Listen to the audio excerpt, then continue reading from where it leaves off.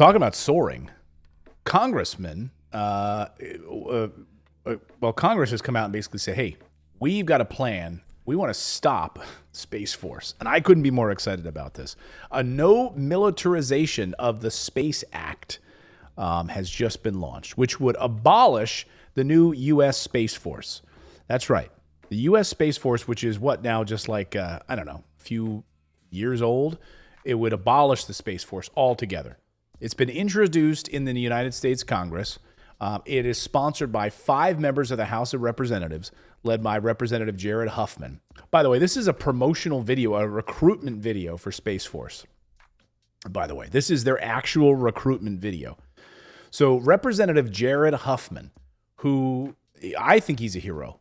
Like, that's who we should play Fly Eagle Soar, John Ashcroft song for him, because he released a statement calling the United States Space Force costly and unnecessary. Remember, the U.S. Space Force was established in 2019 as the 6th branch of the U.S. Armed Forces after Donald Trump asserted that it's not enough merely to have an American presence in space. We must have American dominance in space. Remember, we're a global force for good, right? We're interstellar force for good now. We'd be an interstellar force for good. We'll stick our interstellar boot up your ass. Bring it on, you little aliens. That's what we need to do. We need to spend trillions on this, right? Because God knows, like, you guys are doing fine at home, right? You guys are all fine. You guys have enough food to eat, and there's a lot of planets out there that might have resources that we need, though. Could you imagine if we found pineapple and quinoa somewhere else? Holy cow! That's true. Or if we found uranium or gold or other stuff on other stuff that we can use to make our phone screens. Yeah, all of that. A global network against nuclear power in space. So let me just show you a picture here. Let me show you a video of Jared Huffman. Here's Jared Huffman. So I want you to know who this guy is. Representative Jared Huffman. He's a Democrat in the Congressional Progressive Caucus. He's out of California. I reached out to his team this morning. I'd love to have him on the show. So I'd love to talk to him about this. So one of the things that the Global Network Against Weapons and Nuclear Power in Space said that this was a fantastic move. The Global Network Against Weapons and Nuclear Power in Space, that's a group.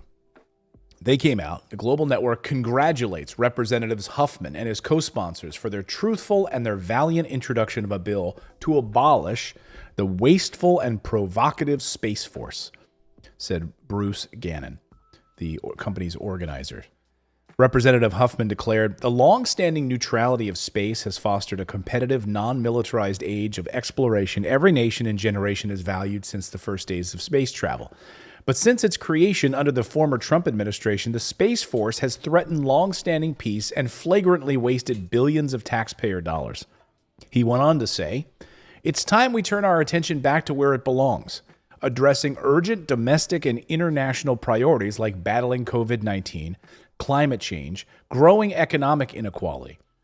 Our mission must be to support the American people, not spend billions on the militarization of space. Bruce Gannon from this Global Network Against Weapons in Space said, there can be no question that we do not need a new arms race in space. At the very time that climate crisis is raging, our medical care system is collapsing, which it is, and the wealth divide is growing beyond imagination, said Gannon. How dare we even consider spending trillions of dollars so the United States can become a master of space? Well, we have to have a base on every planet, Right. Yeah, we need one on Mercury. We got to have a planet on. We got to have a base on Venus, although it's like volcanic, so it'll probably just melt. Definitely Mars. Put it on there. Mars, absolutely. We're already working on that.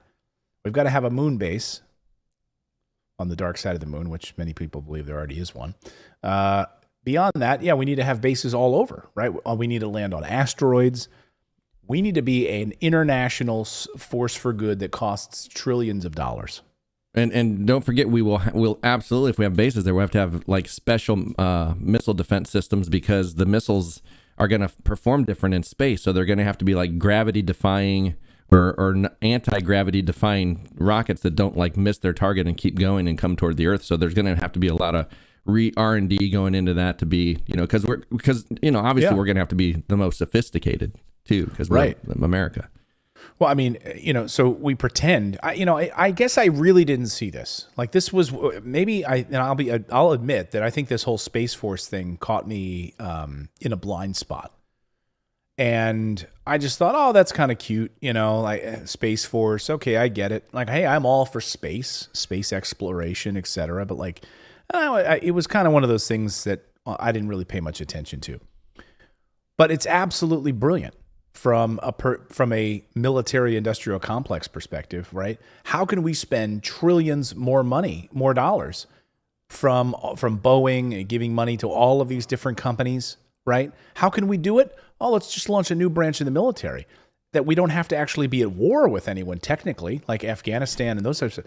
Now we just need to expand into space. Well, think about it. You might think I'm joking, but I mean, there's already contracts that have been going out to these different companies. Well, and think about how lax they've been getting on UFO sightings and stuff. They've been releasing more of that information and let it be more public knowledge because I think they're trying to create that boogeyman. Well, yeah, I mean, like Marco Rubio, right? I was praising Marco Rubio, senator, who was actually saying, hey, we need to investigate these UFOs. Like, they're literally But his angle on it, if you dig deeper, is, I believe, money related, right? Because he's saying, hey, this is a national security risk. They're hovering over nuclear weapons bases in the United States, and they're turning off our nuclear weapons. We need to investigate. We need to build a new UFO deterrent system to make sure they don't shut off our nuclear weapons. Like, that's what's, that's their motivation, not exploration. And we will just want to know what's going on here. No, money. Yep. We will be the one. If there are aliens out there, we will be the ones that you don't want to come to your planet. We will not be the ones coming in peace. We won't be the da da da da da. We be the da da da. Exactly. Like here come the Americans. Oh God, who invited them? So you don't need to look very far. Just look to CNBC. Watch this segment with a Space Force contracted company that's already receiving millions of dollars for a Space Force contract. Watch this. It's very much more than great to be back. So you just got awarded this $24.3 million contract from the U.S. Space Force. It really puts you in kind of this elite class of rocket makers alongside the likes of SpaceX and United Launch Alliance. Under this program, what does this money enable in terms of the development of this new neutron rocket? A new perm for my hair, perhaps? I don't know. And did you see that smirk he got when he got a $23 million contract? His smirk is just like, yeah, I did. Yeah. She's like, and this really puts you in this elite group. It's amazing. Whenever she covers, because she covers space stuff for CNBC a lot, Morgan Brennan, and they send her out to like go cover the Blue Origin launch and those types of things, right? And she's always just like fawning over it. She's always just like, this is a historic day for America. This is an amazing moment. Like, it's always this fawning over all of these big businesses. And here she's like, you just were awarded. It really puts you in this elite group, with Blue Origin and these other big companies at Virgin Galactic. You're going to make a lot of money, right? This money's great for you. Yeah, so this program is really focused on the upper stage of the launch vehicle, the second stage, if you will. But I guess the more important part of this contract is just great validation and endorsement from the US government customer. This vehicle is seen as going to be very, very important for the future of national security and space launch. Oh, national security. Mm-hmm. So it's going to be, just to be clear, national security and space launch. So we're just really focused, saying thank you for the millions of dollars from you, the taxpayers, okay, as part of this Space Force spend. Like, we're already spending $750 billion a year on defense. Now, add in the friggin' Space Force so we can build all of this national security rockets to protect ourselves. And notice, it's national security, not international. It's like, oh my gosh, we got an alien coming in with a rocket. They got it's heading. Oh no, it's heading towards Russia. Okay, let it go. Yeah, it's international. Now we're really concerned, right? We were so concerned about a couple of brown people on camels in Afghanistan, right? Like, that's what we love to do, is like, kill as many people of color in foreign nations as we can, right? Then we can classify that as national security. And now we're going to take that same level of national security to space. Green people bad. Green people. Yeah, now it's green people. So that we can't pass the stimulus package, but we can fawn over this stuff all over CNBC. Given the fact that you do have this contract with the government, does it enable you to develop the rocket more quickly, or how are you thinking about that as we go out into the coming years? Yeah, look, I mean, it's always great to have more funding to. Yeah, it's always great to have taxpayer funding. You know, are you going to be able to do this more quickly now, thanks to the U.S. government giving you a check for $30 million?